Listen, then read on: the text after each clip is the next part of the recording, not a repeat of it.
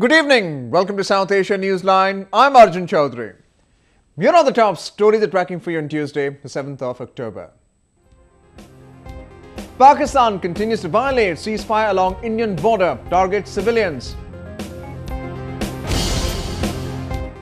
Activists protest against enforced disappearances in Baluchistan.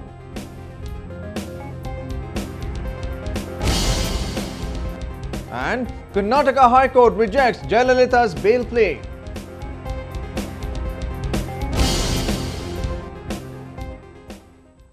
And now for all the details. Despite India registering its strong protests against the ceasefire violations at the line of control, Pakistani army continued unprovoked firing even on Tuesday. More than 40 Indian paramilitary posts came under attack, which also injured many civilians. Indian posts at the line of control or LOC came under heavy mortar shelling on Tuesday from across the border. Many locals, including a 10-year-old boy, were injured when Pakistan Army targeted civilian areas in the region. This is the 17th instance in October alone when Pakistani forces have broken the truce that was entered in 2003. New Delhi had on Monday come out strongly and demanded an immediate end to the violations after 5 civilians lost their lives in Pakistani shelling. Locals who are facing the brunt of the continued provocation came out in protest against Pakistan. Dozens demanded an immediate halt of the firing. Pakistan आकर जो गोलीबारी बिना वजह गोलीबारी करता है उसको बंद करे और बॉर्डर पे चाहे इंटरनेशनल बॉर्डर है जहां लाइन ऑफ कंट्रोल है उस पे शांति बनाए रखे ताकि दोनों तरफ के जो लोग हैं अमन के साथ इस बॉर्डर पे रह सकें. Defense analysts said Pakistan's provocation is a clear sign of its fear of losing ground among the Kashmiri people.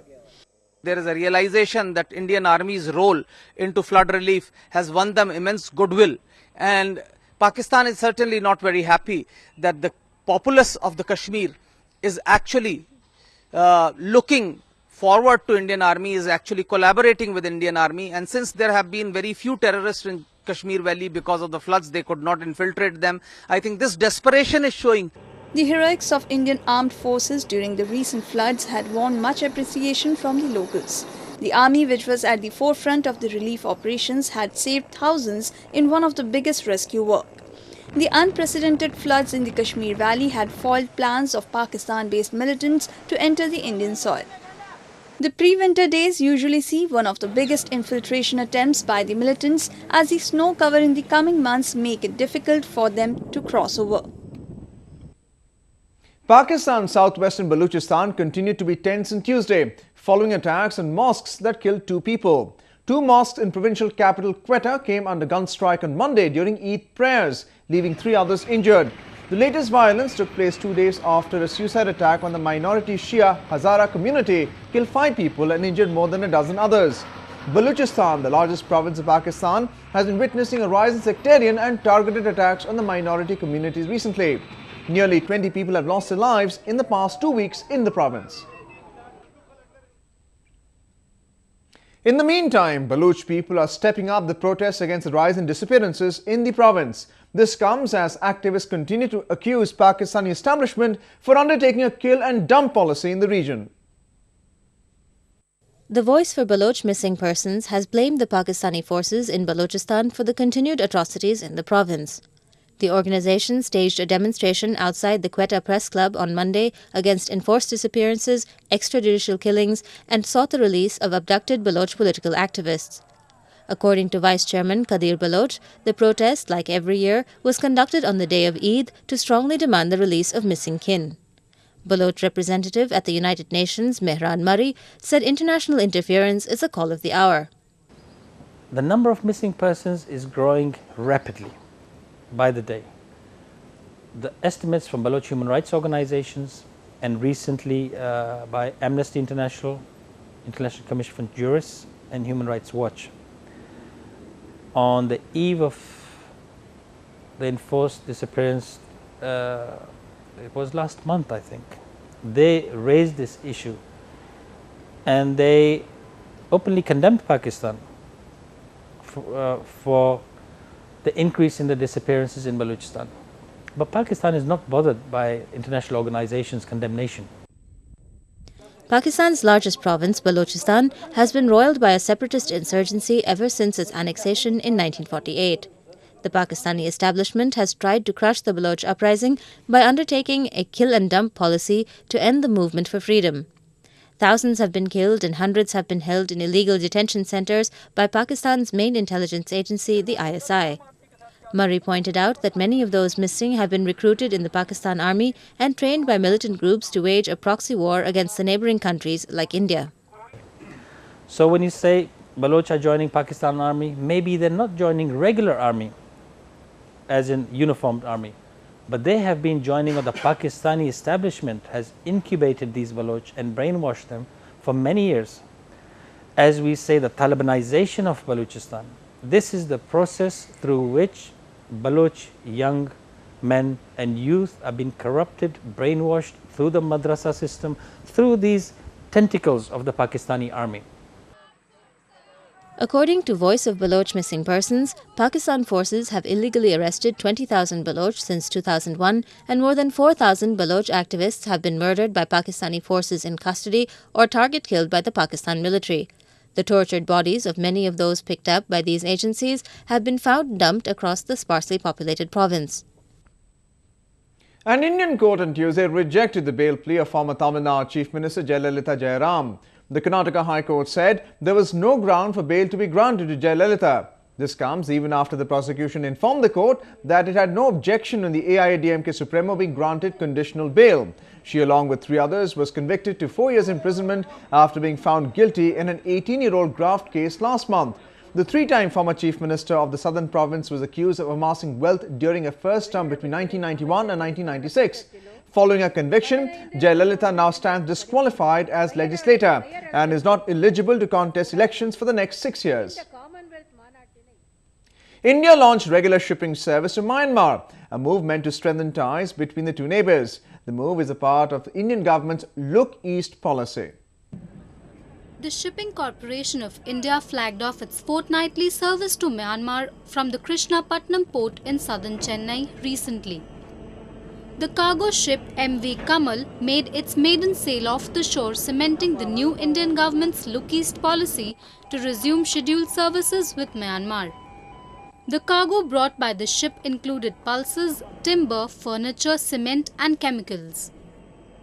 India's shipping ministry said the move is a friendly consideration to strengthen bilateral ties between the two nations. It's not merely a setting off a ship from India to Myanmar on what they call nowadays business as usual.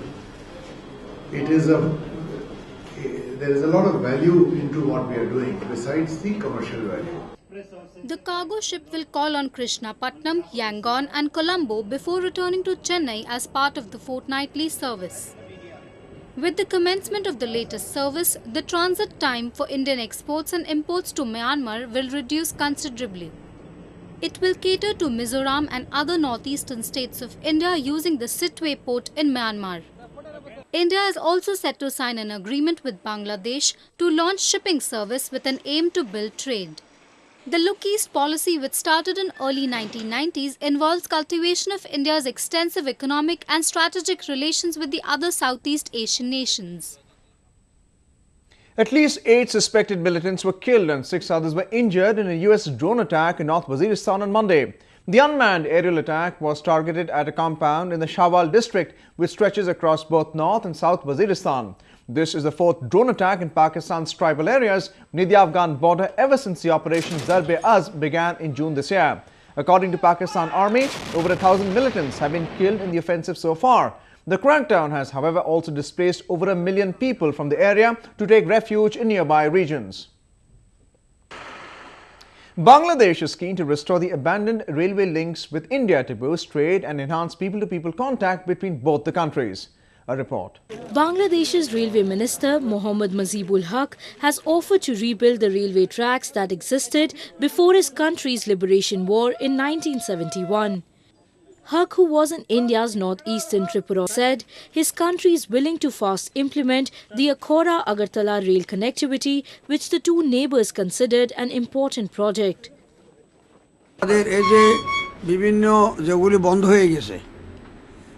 দেশ স্বাধীন হওয়ার আগে বা পরে এগুলি আবার আমরা পুনরায় চালু করি কানেক্টিভিটি বৃদ্ধি করার জন্য আমাদের প্রচেষ্টা অব্যাহত আছে। রেলে যখন কানেক্টিভিটি দুই দেশের মাঝে রেলের এই যে বিদ্যমান প্রকল্পসমূহ যখন বাস্তবায়িত হবে, তখন ব্যবসা বাণিজ্যে অনেক আরও সুদূর উন্নতি এবং আরও প্রসার লাভ করবে।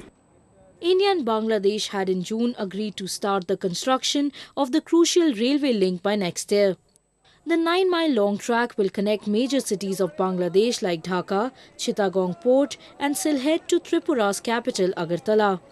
The two countries are eyeing at a cross-border trade of 82 million through the Tripura border by 2016 to 2017, agreeing to increase the number of Haats or border trade centres to boost bilateral business. The border Haats were inaugurated in 2011 with an aim to provide a common platform for indigenously manufactured products. Bangladesh is an important transit point to India's northeastern provinces, which have remote connectivity options. Bhutan's royal couple visited Buddhist shrines and monasteries in India's eastern Bihar to further strengthen ties between the two close neighbours. Bhutan King Jigme Wangchuk visited the Royal Bhutan Monastery in Temple Town of Bodh Gaya in India's eastern Bihar state on Monday. Constructed by the King of Bhutan, the monastery attributes large ornamental clay carvings of various aspects of Buddhism. King Wangchuk prayed at a 7-feet-high Buddha statue located in the premises. The Bhutanese king, along with his wife Queen Jetsun Pema, arrived in Bodh Gaya on Sunday and proceeded to pay obeisance at the Buddhist shrine of Mahabodhi Temple in the holy town. Built nearly 1,500 years ago, the place is believed to be the site where Lord Buddha attained enlightenment. Buddhist scriptures describe Bodh Gaya as the navel of the earth, which sees large footfall on pilgrims and tourists throughout the year. In their 2-day visit to India, the royal couple, along with a group of delegates, also had stopovers at other tourist destinations in Nalanda and Rajgir. King Wangchuk's visit to Bodh Gaya comes on the invitation of Indian Prime Minister Narendra Modi. Modi had chosen Bhutan to begin his first foreign visit as the country head in June this year. It might tickle the taste buds, but dosa or South Indian pancakes are standing to be little more than just a staple dish in the region. Take a look at how a food festival dedicated to this common street food turned out to be a unique affair. It was dosa overload at this food festival. The South Indian pancakes are the staple dish of Tamil Nadu and other neighbouring Indian provinces. With 30 types of dosas and 40 side dishes to choose from, some participants at the food festival were filling their stomachs with varieties they had never even heard of. I'm so used to seeing ragi dosa and normal dosa and masala dosa, but this is the first time I'm seeing dosas like tomato dosa, cashew dosa. This is the first time and it's really, really good. But others say there was just too much to choose from. Well, I couldn't do justice to the 30 odd dosas which were here, but I did sample about 5 or 6 of them. Organizers say pulling off a dosa festival in a place where it is a common street food was quite a challenge. They had to work hard to make the different varieties of dosa appeal to the crowd. But the unique festival was not just to promote traditional South Indian food culture, it was also used to raise funds for a local charity. Well, that's the way it was in South Asia this evening. Before we conclude the top stories once again. Pakistan continues to violate ceasefire along Indian border, targets civilians. Activists protest against enforced disappearances in Baluchistan.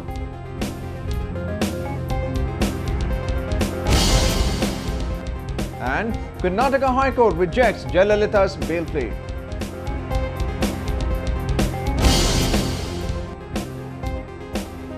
That's all in tonight's edition. We'll see you same time tomorrow. Good night.